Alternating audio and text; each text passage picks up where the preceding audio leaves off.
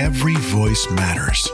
Blue Lift is a podcast dedicated to address the issues that affect all of us, with engaging discussions with progressive thought leaders and experts as guests. Here's your host, Peggy Kingsbury. Well, welcome back to Blue Lift, everybody. I'm so glad that you've taken a little time to put us in as part of your weekly schedule of podcasts that you listen to. I really do appreciate every listener, and I've gotten a few messages from some of you for guest ideas, and I love those, so keep those coming. Today, I'm very excited we have with us Deborah Fisher. She is director of MTSU's John Seigenthaler Chair of Excellence in First Amendment Studies, and she is also the executive director of the Tennessee Coalition for Open Government, which is a nonpartisan nonprofit organization that provides education on the state's public records and open meeting laws. And, you know, Deborah wears a couple of different hats, and she has a long career as a journalist. And, you know, she's always been someone, from what I can tell from her career, who has studied journalism, the effects of the First Amendment on journalism, and also helping us as citizens know what our rights are under, you know, public records laws and what we have right to see that our government is doing when they have various meetings of different kinds. So welcome to Blue Lift, Deborah. Thank you for having me. I'm glad to be here. And just to let the listeners know, we have a slight little glitch, which happens sometimes. You know, we're dealing with technology here, so you might be a little bit of glitch occasionally when Deborah speaks, but stick with it because she's going to share some great information with us today, and you don't want to miss what she has to say. And this topic is just so on point right now. I can just imagine how busy you all have been in both of the places that you spend your time. Yeah, we have had only the First Amendment is in the news a lot now about speech and about freedom of speech.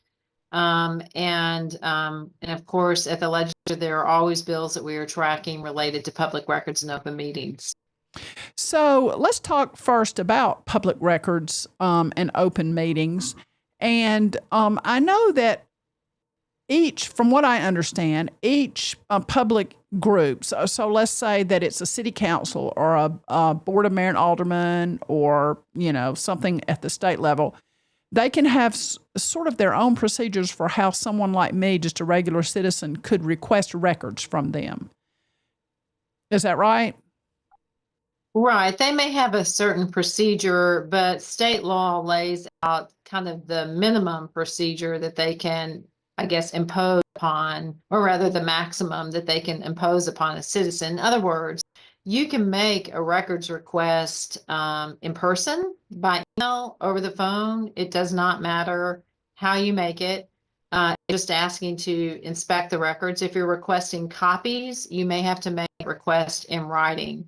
And there are certain very specific law on how the government entity must respond. They have basically three choices.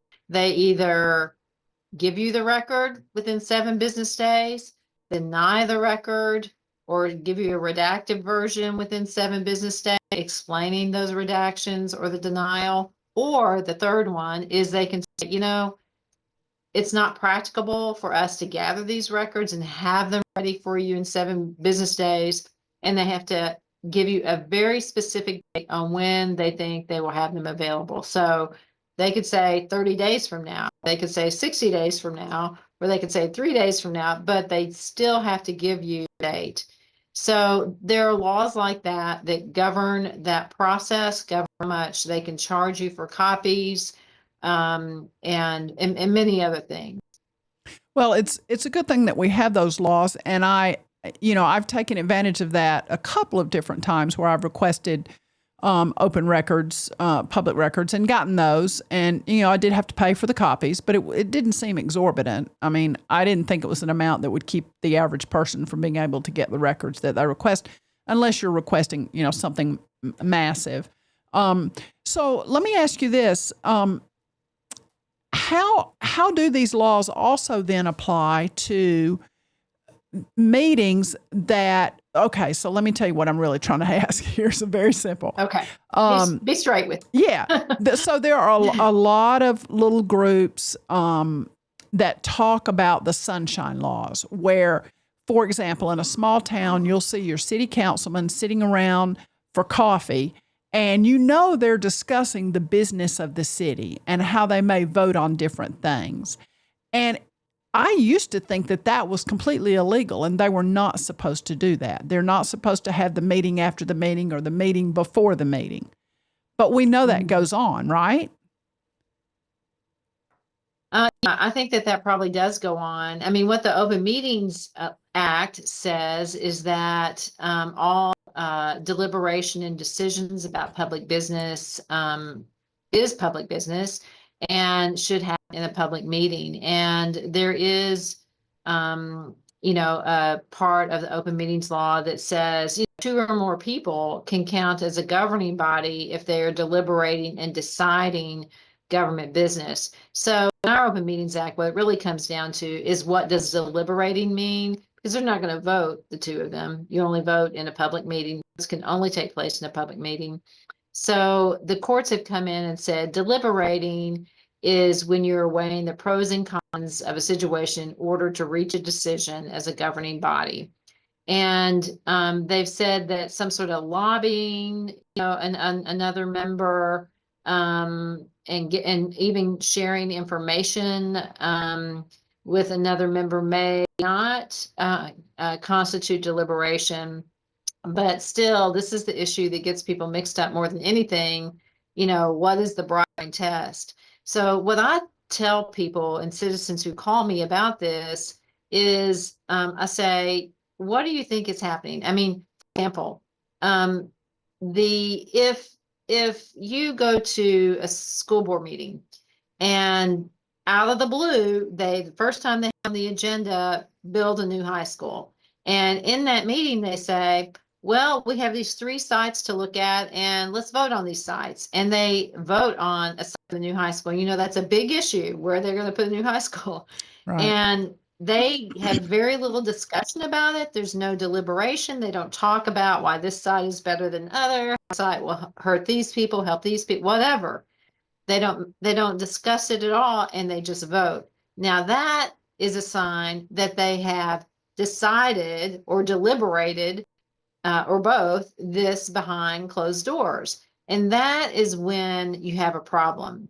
Now, it is very hard if you're on a governing body and you see another council member to not, talk at all about things that are happening in your district. Like, I had 3 crimes on this street. I really want to get, whatever, better police enforcement there, or I want speed bumps over my, because I think they talk about problems they're having. Sure. And they'll also talk about other things. And so there should, we don't necessarily want that kind of restriction, but what we don't want, and this is where I try to keep people focused, is for these big decisions to just out of the blue occur. And you're like, I know this must have gotten talked about somewhere and decided, and everybody decided they were going to vote a certain way.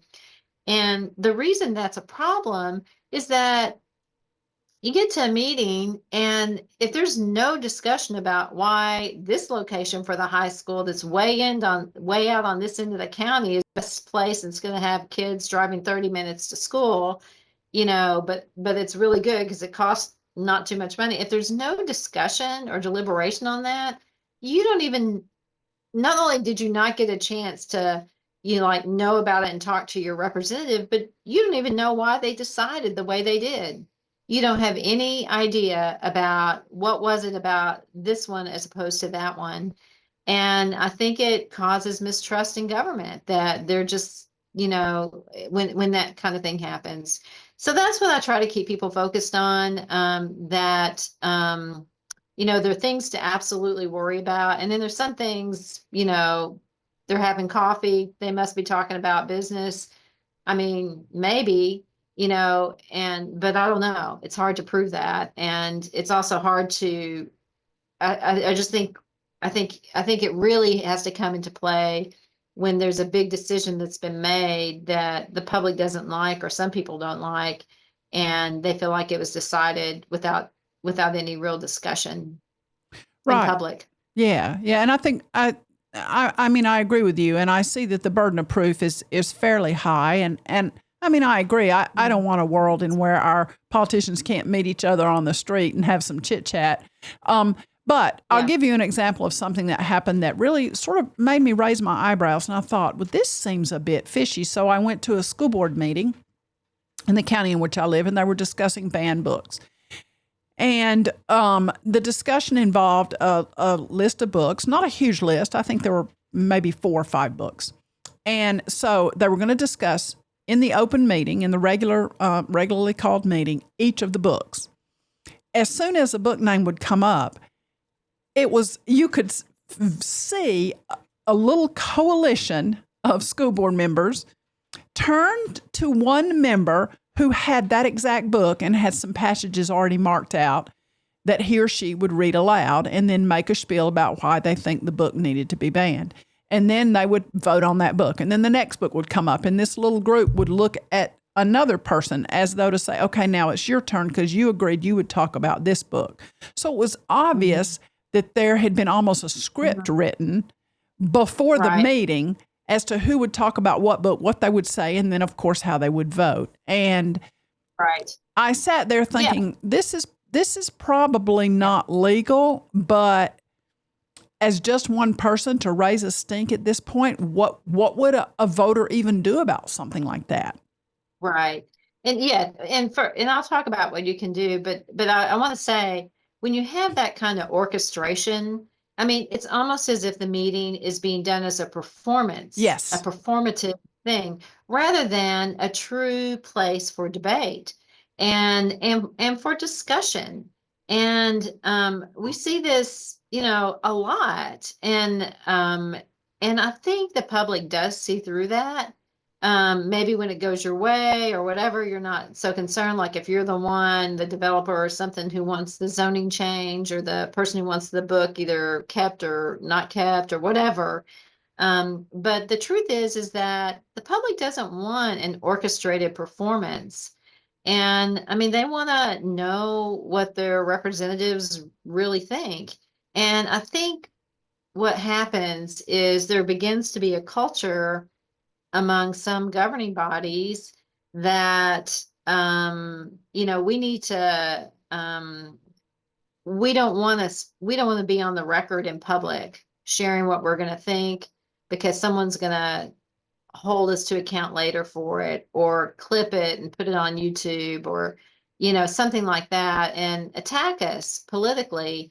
And I do think it's kind of a sad day when we think that we can't speak honestly about what we think, even knowing that people change their minds about subjects, as they deliberate. Sure. They may start thinking about something one way and change their mind, or they may think one way about something in 1 month and have their mind changed 2 months later. And and I feel like that we've become, going back to speech, we've become so afraid to say what we think out loud, as we're, that it is, I think it's a problem with local governing bodies, that, I think that people have to have courage. The people we elect have to have courage to be able to share their thoughts out loud in front of the people.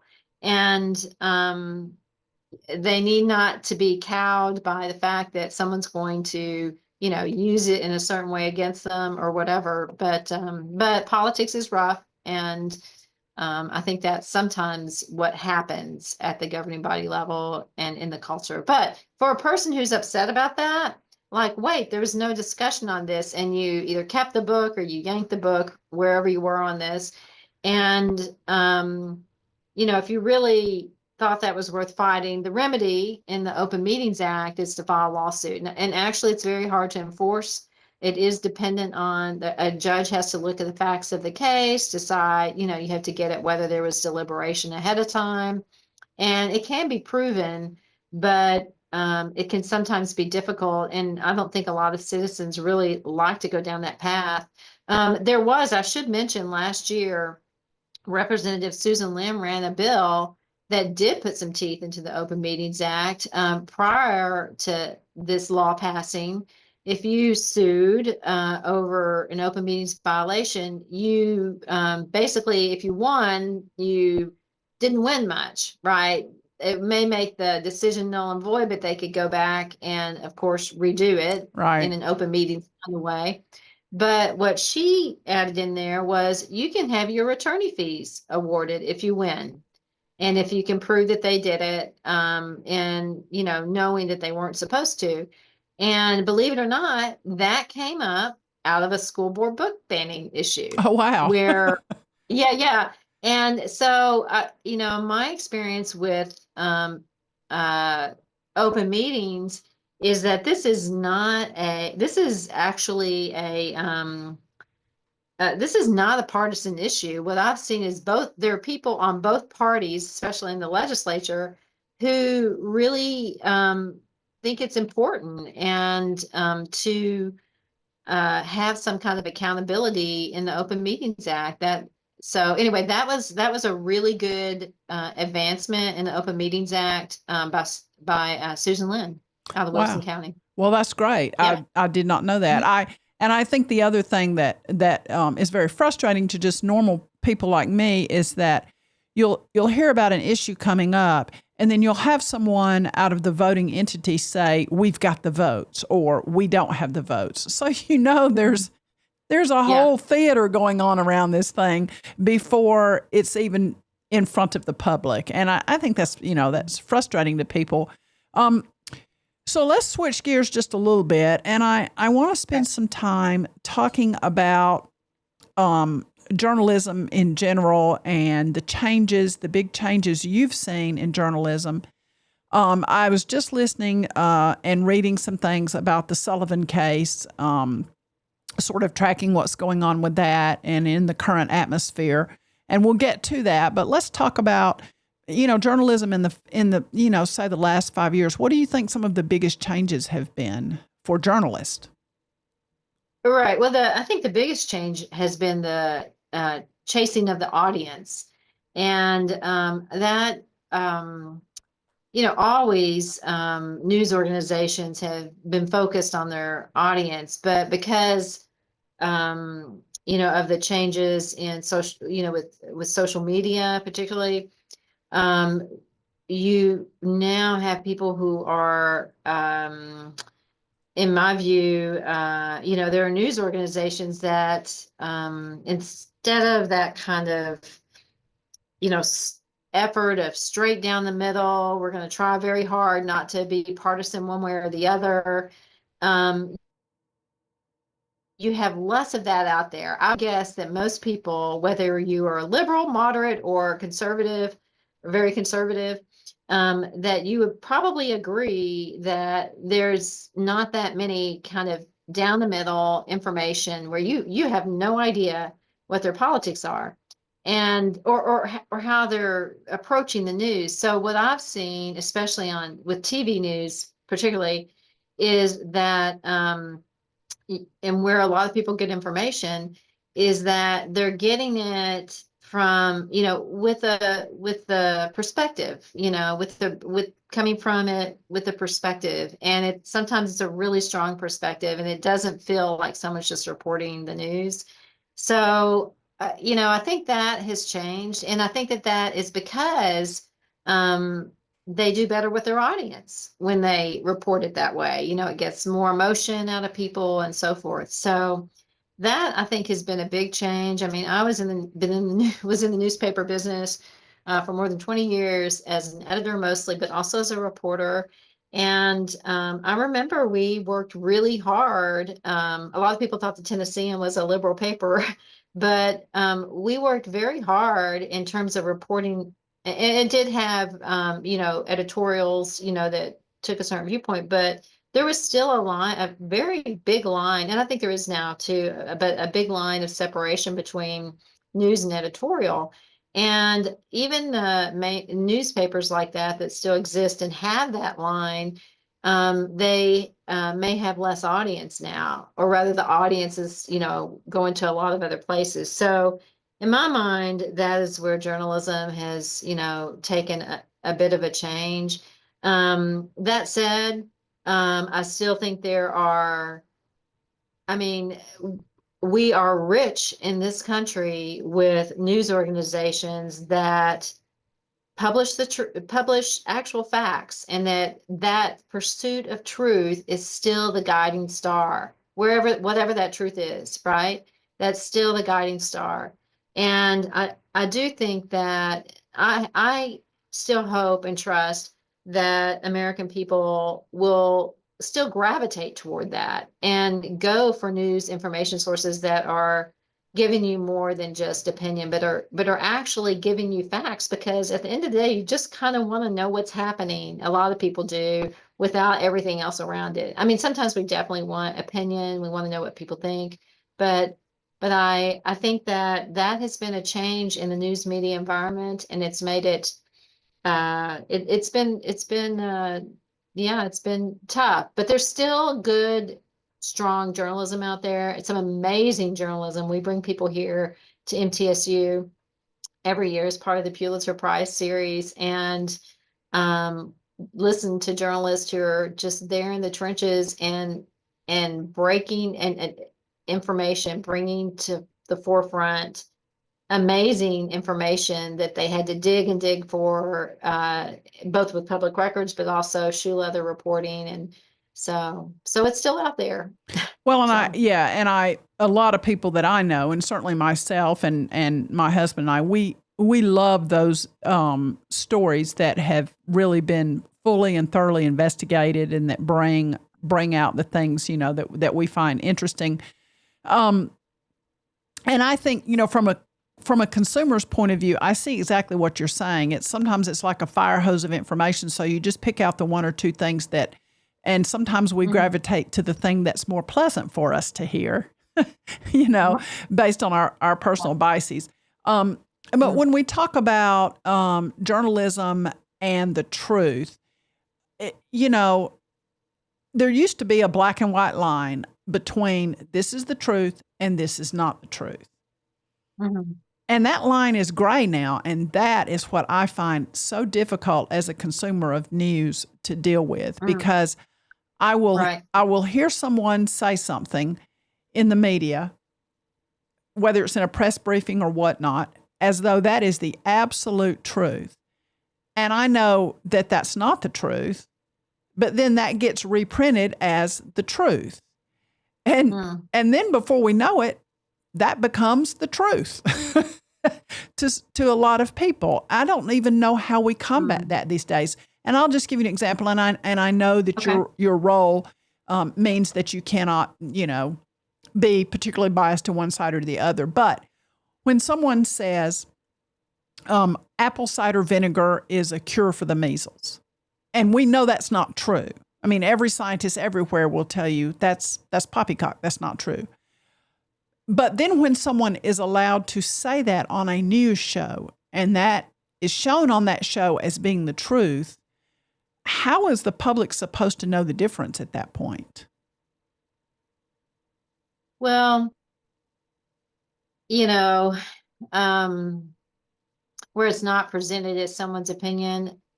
Right. I mean, this is tough. But I think the way the public, I think you have to have some faith that American people know when they're swallowing a lie or an opinion, and that they can see through things if they want to. And when they aren't, I mean, that it's going to be a personal choice at the end of the day, what you believe. And yeah, can you say that the media is to blame because they quote somebody, well, maybe, but really what it comes down to is that it's not just the media, I mean, there are other institutions that could weigh in on apple cider vinegar, for example, that might have some uh, uh, credibility. So it's sort of this, environment that we're in. Now, I have young adults as children. My children are young adults. and they're in their 20s, and so they've grown up. And I will tell you that they're pretty suspicious or skeptical about things. They may, they look at things online, and they don't tend to have the same alarm that I have personally when I see something like, that's not true. How can that be on Hmm. TV or in this news? They're like, you know, and what's a little sad to me is that I appreciate their skepticism, but it's like then it becomes, what do they believe? Who do they believe? And I just think though in terms of the news media, I mean, I know there were fact checking has been around for a while, and then whole organizations sprung up over factcheck.org, and there's a lot of them out there now. And there was sort of like, how often do we fact check during the presidential debate or whatever, or when you're doing a live interview, how often do you push back on something or just allow someone to say something like there's a lot. I remember, I think I saw a clip of a press conference where I think it was an AP reporter or some reporter at a White House press conference uh, asked the press secretary about, the definition of a tariff, and was it a Right. tax, and who actually pays the tariff, I think was the question. And the idea was that it was, I think it's like the foreign countries are paying it, but that, he was trying to get at who actually writes the check, and pays the tax for the Right. tariff. And there was confusion about that. And I thought that was sad to me because, we should know what the facts are. But I will say this, with that little clip out there on the internet, maybe some people actually did Google, okay, exactly what is a tariff and who pays it. And I promise you that somewhere on the web, you're going to have a very good explanation about what a tariff is. So if nothing else, this sort of debate over like what's a tariff and who pays it, and if nothing else, at least, perhaps people will, realize that, it's something to find out, and get them to get to the right information. I know that's a Pollyanna view, but I don't think the thing to do, I guess what I would say is I don't think the thing to do is you can't speak, or you can't speak. You cannot, because, lies are protected by the First Amendment. They're Right. protected, But you in know? that situation that you're talking about, based on what was said to that reporter when the press secretary did not particularly like that question, was, I shouldn't have called on the AP. And so I'm pretty sure that guy's not ever going to get to ask another question again, at least not for a long time in the press briefing. And Yeah. that is, I do appreciate your positive take on that. As a consumer of news, I immediately went to the other side. I'm like, oh, look, that's how they're going to silence that. Just won't call on you Yeah. anymore. Right. Well, but you also have to realize that in terms of news in the United States, it's not all happening at a press conference, Right. right? I Right. mean, and I think we have to realize that people have gotten shut out of press conferences in the past, or you might not be able to ever interview the mayor because they don't like something you wrote about, or Right. or yeah, they may have it out for a particular reporter or whatever. So I'm not talking to that news organization or that reporter ever again. So there are lots of things like that. But that in no way, that is just one little tool. That press conference is just one little tool in the news organization's toolbox. It's not even the biggest tool to have to be there at a press conference. So I know it rubs me the wrong way too that someone would be kicked out of certain access that they'd had for decades and decades because of their guidance in the AP style book that the Gulf of Mexico, I mean, the guidance in the AP style book on that basically says that, we go with the Gulf of Mexico because our, we AP distributes news around the world, and it needs to be recognizable to people around the world. Yet you should refer, like if it's something like if you're in Alabama or whatever, and that you should say that Trump renamed it the Gulf of America. So they aren't even like saying, don't call it the Gulf of America. They're just saying, they're just going for clarity. But anyway, that's maybe a separate story. But at any rate, that doesn't rub me the right way either, that they would be kicked out. But at the same time, AP, you know what? That is just one tool in their toolbox for providing news and information, being there for bill signing. So I just have to think that that's, it's not the end of journalism. Well, let's talk a little bit about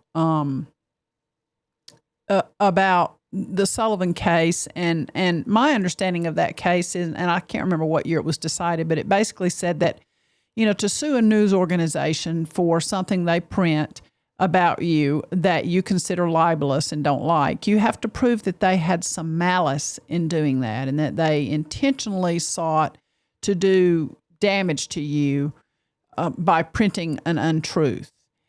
And my understanding is that is there's a push now by some groups to walk that back some, because news organizations now are getting sued because they're saying or printing something, putting something out there that someone doesn't like said about themselves. And I think that's pretty frightening when we start suing news organizations. The First Amendment seems to be weaker than it was. Let's talk about that. Well, New York Times versus Sullivan is still the law of the land. And if you don't just pass a statute undoing that, and that was a case decided in 1964, and you're right, it was, it created a standard that public officials, that there needed to be, it basically said that we need robust discussion, and we would be putting a chill on that discussion if every time you said something about a public official that was critical could be considered libelous. So, even if it is wrong, even if you got something wrong about a public official and you said that, so it basically said you need to show, you have to be able to show, the public official would have to be able to show, actual malice is the term that gets used. But that was basically that, they knew it was wrong. They published it anyway. And, it had this kind of detrimental effect on the person. So the defamation laws they're actually state laws, right? It's not actually a federal law. Every state has, it's come up in different ways. But that was, a speech/press case, certainly is a press case that actually emerged. I don't know if you realize this, from an ad. It wasn't even a news article. Oh, really? It was an ad. Yeah, I was going to see if I probably can't share it on the screen here. I thought I had a picture of it, but yeah, it was an ad. And it was, it's in the New York Times, but it was a city commissioner in Montgomery County who oversaw police is who sued. And it was an ad that basically was a civil rights ad that was talking about things that were happening there in Alabama. And it listed, some things that had happened. And it got one thing, just not even a lot wrong, but just a little bit wrong. But that's what it was. It wasn't even a news story. Interesting. Well, so I was reading about this case and the idea that it may soon be challenged and come up before the Supreme Court. And I was reading that in the lens of a specific justice, Justice Thomas. And so those people who are listening who have a little bit of age on them will remember when he went through his confirmation hearings. And, before those hearings, he was on record as being a pretty big proponent of that case, and also, supporting journalism strongly in the First Amendment, et cetera. But in the course of his his confirmation hearings, of course, a lot of things were printed and said about his relationship or lack thereof with Anita Hill. And then all of a sudden, his whole idea about that changed, and he began to write and say things to indicate that he would love for the court to take up a case that changes those standards. And it seems to me that we are seeing more lawsuits now against journalists by public officials, even the President of the United States. I think he sued ABC and received, they decided to settle. Right. I'm not really sure why they settled, because I think the mistake that apparently George Stephanopoulos made was really, and I have a master's in criminal justice, so I look at everything from sort of a crime perspective. But the difference between someone being found liable for sexual assault or sexual crimes versus calling it rape, and so I think it was a fine line there, and I don't believe it was done with malice, but ABC decided to settle, and I sort of saw that as a pivotal moment. And as a consumer, of news, I wonder how much news am I not getting because someone's afraid to say it or print it? That's a good question. I mean, that was pretty chilling, and I think that is going on right now. I think that there is, clearly, retribution against people that you have political differences with. That President Trump has political differences with, or who have been critical of him. And the thing about a lawsuit, I don't know why ABC settled, but I will say that the thing about a defamation lawsuit, and why New York Times versus Sullivan is so important, is that, most people do not win defamation lawsuits, but they ultimately lose them. But the way they win is they punish the news organization that they are suing. It costs an enormous amount of money. It costs an enormous amount of time. And if you're being sued by someone, high profile and very powerful, like the President of the United States, who also, by the way, has an FCC that controls broadcast licenses. It has a lot of, that kind of thing. Well, there's fear. I think there's fear among journalists. So, and I think that most news organizations are careful to try to get things right, but I don't. And there have been lots of presidents who have been very upset at the news media, and very upset that they felt like they were not being portrayed correctly. But the thing to remember about all of our presidents and people in these high public positions is they have a huge platform. So they can and do, call into question when they think someone has been critical of them. They have a huge, platform and bully pulpit to reach a lot of people themselves, clearly. And so, I just think that, it is possible that there is a hunt on. I don't know how, for a case that New York Times versus Sullivan could be overturned. I hope that there is an understanding, and I don't have any reason to think there's not on the Supreme Court, that the chilling effect, against the press would without that protection would be a rough thing to overcome. I mean, you shouldn't have to to become a journalist to to fear that you're going to be. Listen, I teach an editing class, and one of the things we go over are legal risks for a publisher, any publisher, you and me, here on this,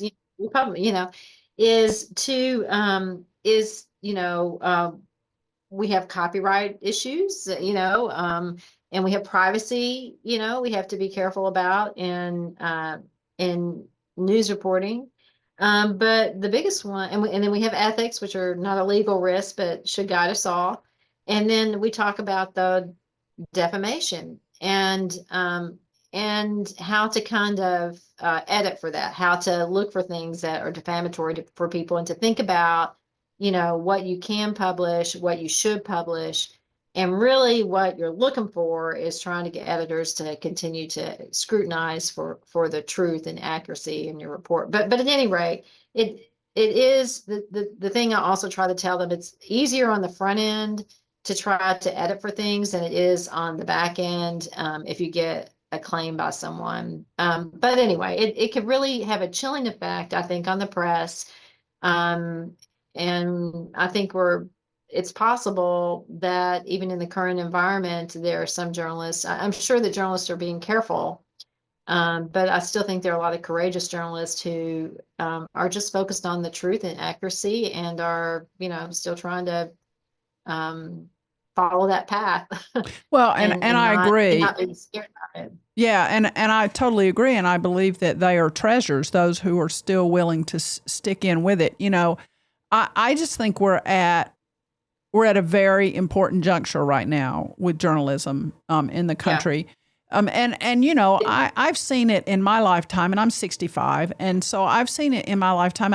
Some of my first memories of really paying attention to journalism came from the Nixon era. My brother was in Vietnam, and my dad and I would sit and watch the news. And I just always felt like we were getting exactly what was happening, Right. And then all the Watergate stuff came up. And so that sort of led me as a consumer of news to think, they're really telling me the truth about all this. And then politicians, when they're running against each other, began to get more and more vicious, and they would say things about each other in a race that, most people would know, well, that sounds like that might not be true, but they're just going at each other in politics. And then it's just gotten meaner and meaner over the years.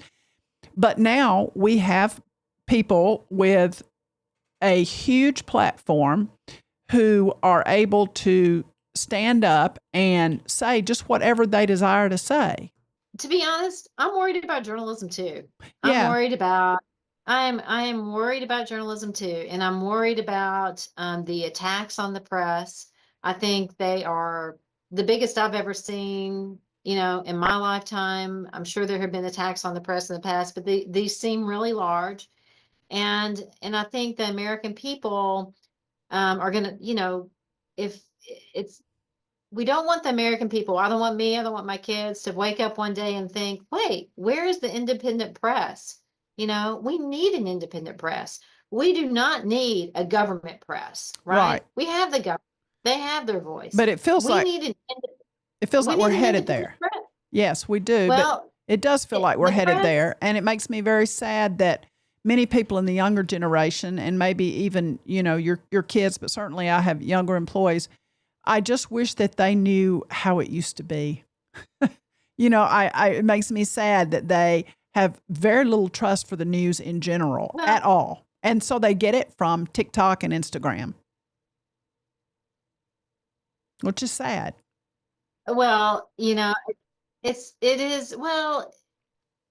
is, I'm nostalgic as well, but about that time. But I do think that when you realize the reason we have freedom of the press is that the press is just the people. It is the people's voice published, and it is, and you can look at, different news organizations. And we talked at the beginning, some who have kind of a conservative bent, some who have a liberal bent, some who are in the middle.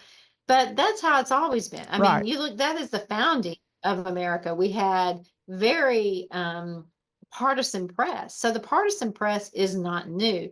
But I think that, in terms of journalism, that it's important that that people keep getting trained, keep learning how to be good journalists, and that there be places where you can find good journalism. And I don't think any of us want to wake up and suddenly realize we're in China where the government controls the press, or Russia, where the government controls the press, or through either, a thumb on on them, or in more overt ways, as in some countries. I mean, and so I don't think Americans want that. No. And they may like to complain about the press, but I don't think they want the press to go away. Oh, I don't think so I just, either.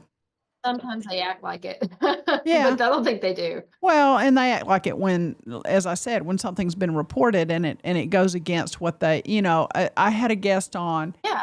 I had a guest Frustrating. on, and we were talking about listening skills and whatnot, and she just gave this such a cool tip that I really remembered. It's, do we believe things sometimes because we wish it were true?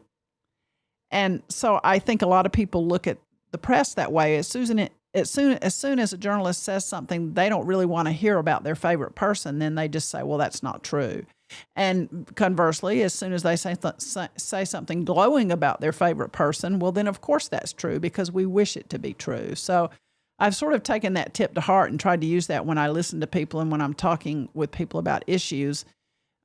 I think to myself, okay, am I hearing this in a certain way because of what I wish were true, or is it really the truth?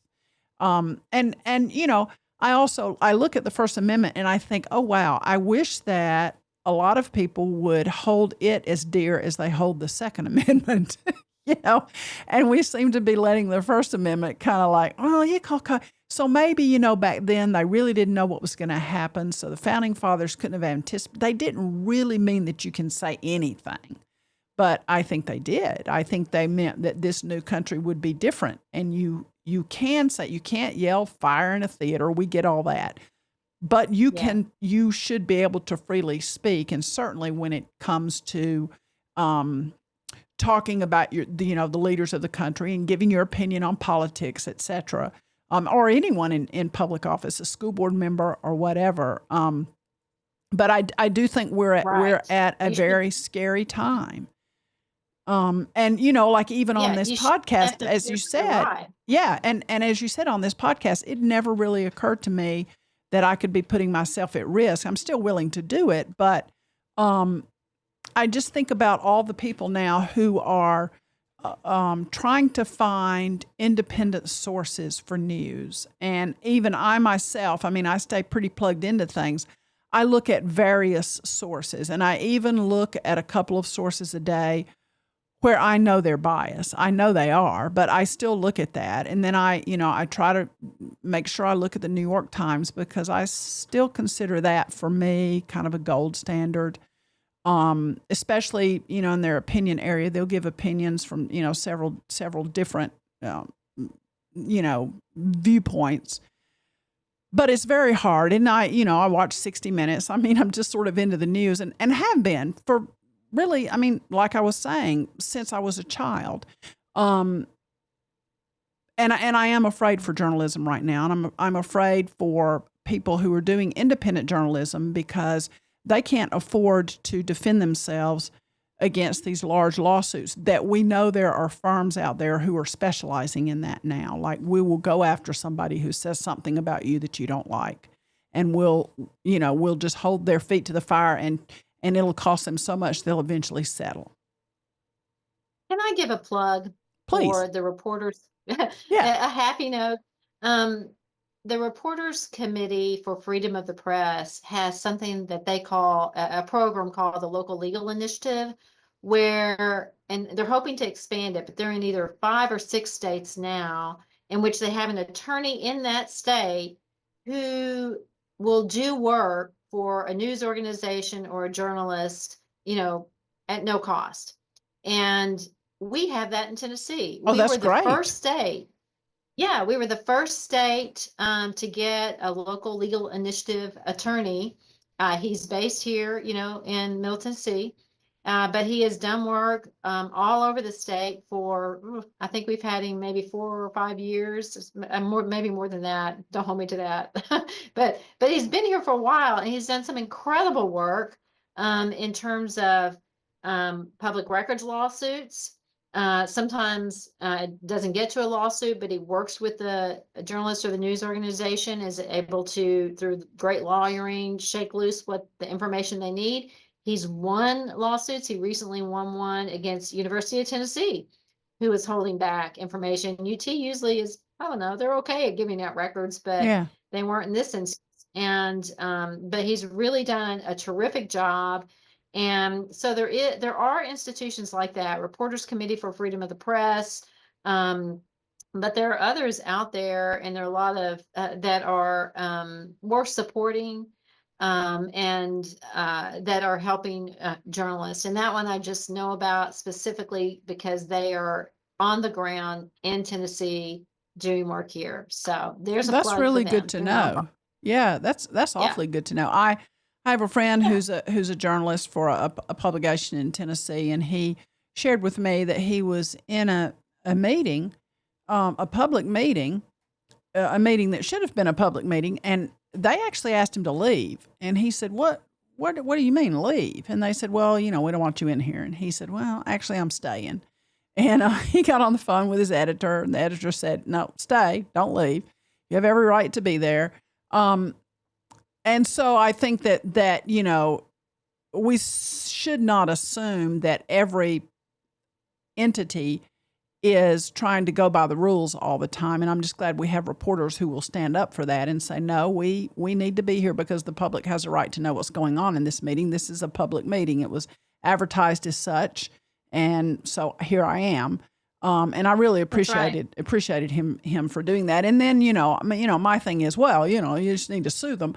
But I understand that there are relationships that reporters have to have smoothed over so that they can continue to get the information that they need. And so I realize you're dealing with those sorts of things. You have to, yeah, and you also have to pick your battles. Right. I mean, Right. a lawsuit's going to be, yeah, but I maybe had heard from that reporter because it's sounding very familiar. It might have been in the Williamson County area. Yeah, maybe. Yeah. Yeah. But yeah, and I mentioned the Reporters Committee, but TCOG, I also have a helpline on public records and open meetings issues as well, and you can contact me through our website.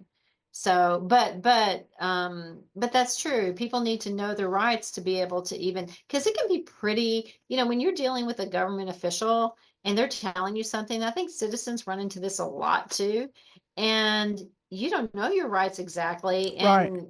it can be intimidating to kind of stand your ground on that kind of thing about getting a record. Or so sometimes you just need somebody in your court, whether it's the Reporters Committee or me or there are other resources out there as well, that can kind of help you on that.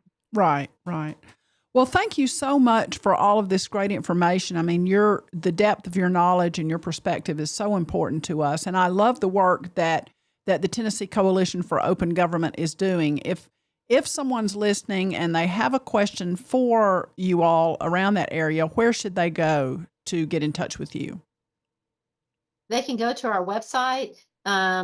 My contact information is on the website. My email is on the website, but I will tell you what it is. It's Fisher, Fisher at tcog.info. So okay. And we'll put that in the show notes. We'll put that in the show notes as well. Yep. And you can also sign up for our newsletter. I send out a newsletter with various things going on around the state. Right now, my newsletter is mostly about legislative things, but yeah. Okay, that's fantastic. Also available to the public. Well, that's so good to know. And Deborah, thank you for the work you're doing. It's important work, and we appreciate you very much. And we thank you for being on Blue Lift. And, our tagline is every voice matters. And we truly believe that here. And I think that people have a right to be heard, and the public has a right to know what's going on and what's in the soup. I think we have a right to know what's in the soup. So thank you so much for being with us today on Blue Lift. Thank you. Thank you for your work. Sure. Appreciate you. Sure. Thank you.